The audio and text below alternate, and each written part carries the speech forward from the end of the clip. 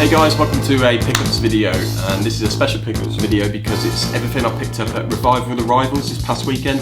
The event was so cool. It was tons more stores than I expected there to be. I wasn't really going with the idea that I definitely would spend money, so it's kind of nice to have picked up some stuff whilst being there. And it was up there with competing with London Gaming Market in the amount of stuff, sellers and stuff. I was really quite impressed by it. And on top of that, we had all the arcade machines and classic consoles to play as well, and obviously the guests who were doing talks and everything. So brilliant event. We're going to be putting up the video, the special Black Arrow Game Talk episode, on the whole event soon, so you get to see all of that. But yeah, just wanted to go through a few of the pickups. Nothing too extravagant. A lot of filler titles almost, you might think, but good for collection building, and some good prices I got too. So if I start with Super Nintendo, what have we got? I was at one stall and I picked up Super Tennis for £4, which in fact, there's a lot of sports titles here, but we'll get through that. Yeah, sports titles tend to be the cheapest you can get on the Super Nintendo. It's obviously, it's the same way games are now. You get a FIFA game that's a year old and nobody wants it. But Super Tennis, I've heard is probably the best tennis game on the SNES, and I've always loved simple tennis games. I think I watched an episode of SNES Drunk where he talked about the tennis games on the SNES, and this came out #1. So for £4 I was happy. Then, like I say, sports title is always the cheapest, but if you can never pick up any SNES games for £1, you just do it. So each one of these was only £1 each, and they've all got a bit of reasoning behind them. Firstly, World Cup Striker, second one of the series I did. There was Striker and World Cup Striker. I owned this as a kid. If I play it now, I'd probably suck terribly, but I loved it at the time because it was the first game I remember you could put in your own player names and likenesses and stuff. And it had battery backup, unlike the original. So yeah, really playable at the time. Whether or not I'll be giving it another spin is another thing, but for £1, that's and it's in good condition. I was glad to add that to collection. Olympic Summer Games, which is for the Atlanta Olympics, I believe. Yep, even has it on there, so it's an official one. Never played this. I think it's like an isometric view because I remember reading about this in the very first games magazine I ever bought, which was a summer '96 edition of Games Master magazine. It had Resident Evil on the cover. And I remember reading the review for this. I don't think it did that great, but at that time it predated me buying a PS1, so the SNES was still my main console, so I would overread all the 16-bit stuff still in the magazine at the time. And yeah, I've never really seen it around at events, so again for £1, I've kind of liked my Olympic games. I've got International Track and Field on the PS1 and I still love that. So, and then finally NHL 95, and we all know that the NHL games on the 16-bit systems are actually still a lot of fun to play. So I was really happy to see this for £1. I would have probably paid up to £5 for this if I'd seen it at another store. It might have been at another store.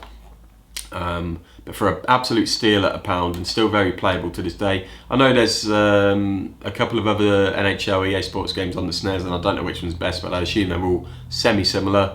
But again, £1, bargain. Right. I also picked up a Super Nintendo Pad, or more officially, Super Famicom Pad. So it's actually the Japanese version. A guy selling them had quite a few, because I was on the lookout for an official SNES Pad. I've got one, and I had an unofficial one which is pretty poor, so I wanted another good quality one. And he had a bag full. We probably had about a dozen of these, and this one felt like one of the better ones. So it was £8 to pick that up. SNES Pads, first party ones, not always that easy to find in good condition, so took my chance and took a risk. I will just mention this. I got a Game Boy game, which I believe is a Game Boy Color crossover cartridge due to its colour. I hope so, actually, because I actually bought this for my wife, Holly, just for a sort of a joke gift. This was only £1 as well. If you watch Paul Michael Rudy's video, he's picked up loads of Game Boy games, all for £1. It was from the same seller, I think, we got the SNES games from. Yeah, he had a lot of stuff for £1. He was just really trying to get rid of it, and there was some, as Metal Jesus Rock says, hidden gems in there, so to speak. But yeah, Rugrats movie. I don't know how playable it is for £1, and it's a little gift for my wife, which I might play as well. So And then on to PS1 games, and there was a couple that were on my list of ones I really wanted to get, and I managed to get them. So first up was Overboard, which this is a re-release of it, like a kind of like a platinum version, but from the developers, I guess. I remember playing the demo of this on the PlayStation Magazine demo a while, when it came out 20 years ago. And it was an awful lot of fun, so I kind of wanted to pick it up. Rudy's always on about it. I think he owns it still. I think I paid, I think it was about £8 for this, and then I annoyingly saw it later on for £5. So I've, trying to calm myself next time a little bit. But that was the first store we went to. But I'm still quite happy with it because it's in good condition, no cracks, and with the instruction book, and the game's in good condition. So I'm still happy to pay £8. Still happy to have picked that up for £8, especially with the other bargains I got in the day.